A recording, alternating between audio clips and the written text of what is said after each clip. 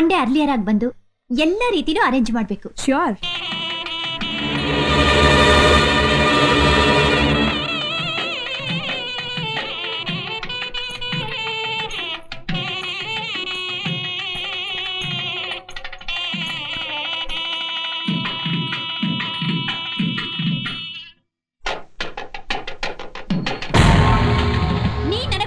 ಬರ್ಬೇಡ.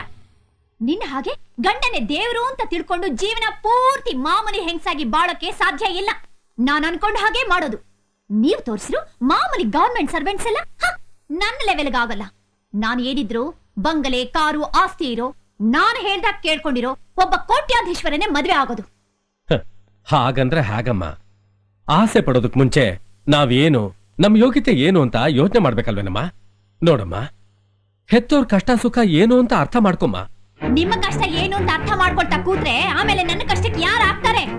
ಇದನ್ನ ನೀನು ನನಗ್ ಜನ್ಮ ಕೊಡಕ್ ಮುಂಚೆನೆ ಯೋಚನೆ ಮಾಡ್ಬೇಕಾಗಿತ್ತು.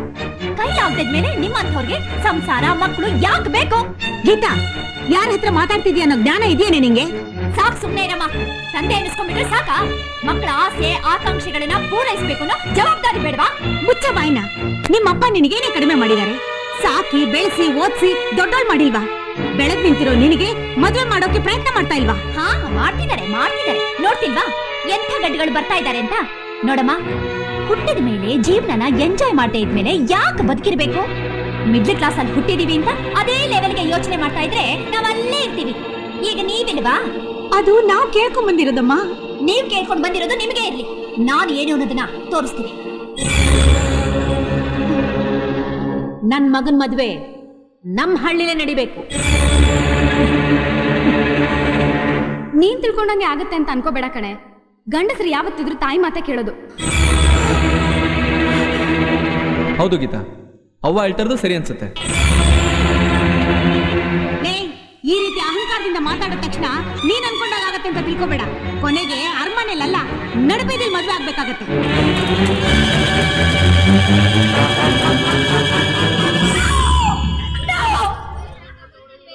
ಗೀತಾ, ಏನಾಯ್ತು?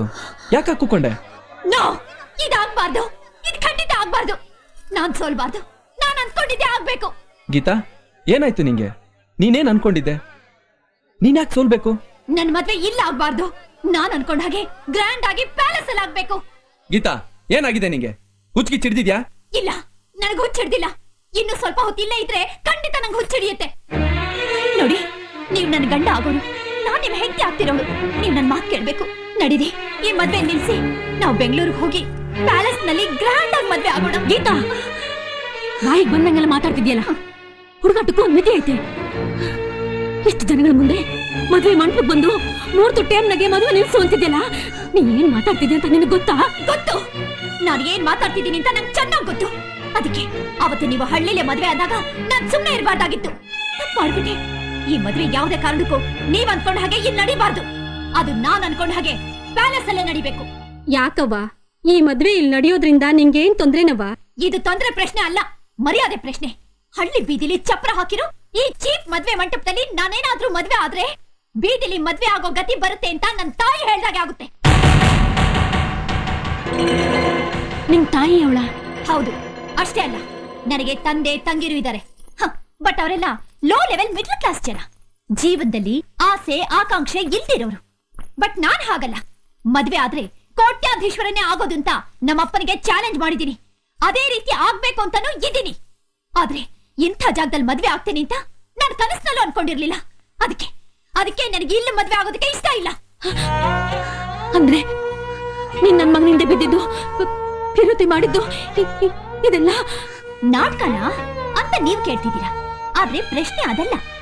ನಾಟಕನಾದ್ರೂ ಆಗ್ಲಿ ನಿಜನಾದ್ರೂ ಆಗ್ಲಿ ಮುಖ್ಯವಾದದ್ದು ಜೀವನ. ಜೀವನಕ್ಕೆ ಮುಖ್ಯವಾದದ್ದು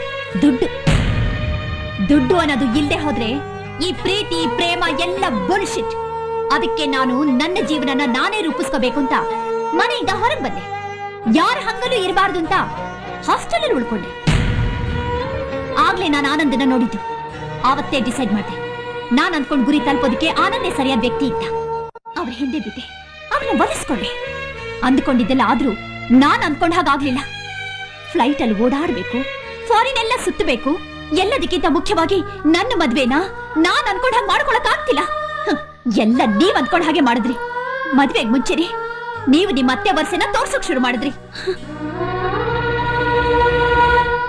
ಆನಂದ್, ಈಗ್ಲೂ ಕಾಲ ಮಿಂಚಿಲ್ಲ. ನೀವ್ ನನ್ ಮಾತ್ ಕೇಳಿ, ಲೈಫ್ ನ ಪ್ರಾಕ್ಟಿಕಲ್ ಆಗಿ ನೋಡಿ. ನಿಮ್ ತಾಯಿ, ಈ ಹಳ್ಳಿ ಜನ, ಈ ಚೀಪ್ ಸೆಂಟಿಮೆಂಟ್ ಎಲ್ಲ ಬಿಟ್ಟು ಹಾಕಿ. ಇವ್ರು ಯಾರು ನಿಮ್ ಜೊತೆ ಕೊನೆವರೆಗೂ ಇರೋದಿಲ್ಲ. ನಾನ್ ನಿಮ್ ಹೆಂಡತಿ ಆಗೋಡು. ನನ್ ಜೊತೆ ಬನ್ನಿ ಪ್ಲೀಸ್. ಡಿಸೈಡ್ ಮಾಡಿ, ನಿಮಗ್ ನಾನು ಬೇಕಾ ಇಲ್ಲ ನಿಮ್ ತಾಯಿ ಬೇಕಾ? ನಿನಗಿಂತ ನಮ್ ತಾಯಿನೇ ನನಗೆ ಮುಖ್ಯ. ಹಾಗಾದ್ರೆ ನನಗೂ ನನ್ನ ಆಂಬಿಷನ್ನೇ ಮುಖ್ಯ. ಅಯ್ಯೋ ಗೀತಾ, ಹೋಗ್ಬಿಡ ತಾಯಿ. ಮದುವೆ ಮನೆಯಿಂದ ಈಗ ಹೊಂಟೋಗ್ಬಿಟ್ರೆ ನಮ್ಮ ಮರುವಾದಿ ಹೊಂಟೋಗ್ತಾರೆ ಕಣವ. ಇದನ್ನ ನಿಂಗೆ ಒಳ್ಳೇದಲ್ಲ, ನಮ್ಗೆ ಒಳ್ಳೇದಲ್ಲ ಕಣ್ತಾಯಿ. ನನ್ ಮಾತು ಕೇಳು. ಹೋಗ್ಬಿಡ ತಾಯಿ, ನಿನ್ ಕಾಲಿಗೆ ಬೀಳ್ತೀನಿ ಕಣವ.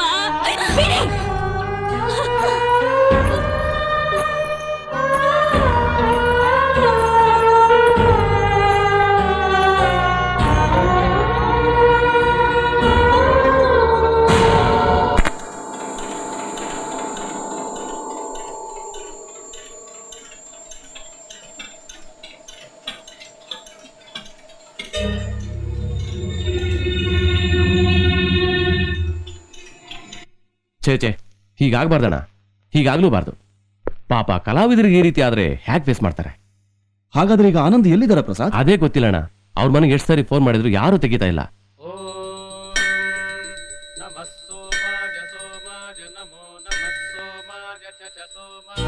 ಅಮ್ಮ, ಯಾಕಮ್ಮ ಯೋಚನೆ ಮಾಡ್ತಾ ಕೂತ್ಬಿಟ್ರಿ? ಸುಮ್ಮನೆ ಕಣ್ಣವ್ವ, ನನ್ನ ಮಗ ಯಾವತ್ತು ಯಾರಿಗೂ ಕನಸು ಮನಸ್ಸಲ್ಲೂ ಕೆಟ್ಟದ್ದಾಗ್ಲಿ ಅಂತ ಯೋಚನೆ ಮಾಡಿದವು. ಅವನ ಹಿಂಗಾಗಿರೋದು ನೋಡಿದ್ರೆ ನನ್ನ ಕಳ್ಳೆಲ್ಲ ಕಿತ್ಕೊಂಡ್ ಬಂದಂಗಾಯ್ತದೆ. ಎಷ್ಟು ಸಂತೋಷವಾಗಿದ್ದ. ಅವನಿಗೆ ಮದುವೆ ಮಾಡಕ್ ಹೋಗಿ ನಾನ್ ತಪ್ಪು ಮಾಡ್ಬಿಟ್ಟೆ. ಅಲ್ಲಮ್ಮ, ಮದುವೆಗೆ ಮುಂಚೆನೆ ಆ ಹುಡುಗಿ ಹೀಗೆ ಅಂತ ಗೊತ್ತಾಗಿ ಅವಳೇ ಹೊರಟು ಹೋದ್ಲು ಅಂದ್ರೆ ಏನ್ ಅರ್ಥ ಹೇಳಿ? ನಿಮ್ ಮಗನ್ನ ದೇವ್ರು ಉಳಿಸ್ತಾ ಅಂತ ತಾನೇ. ಯೋಚನೆ ಮಾಡಬೇಡಿ ಅಮ್ಮ, ಎಲ್ಲ ಒಳ್ಳೇದಾಗುತ್ತೆ.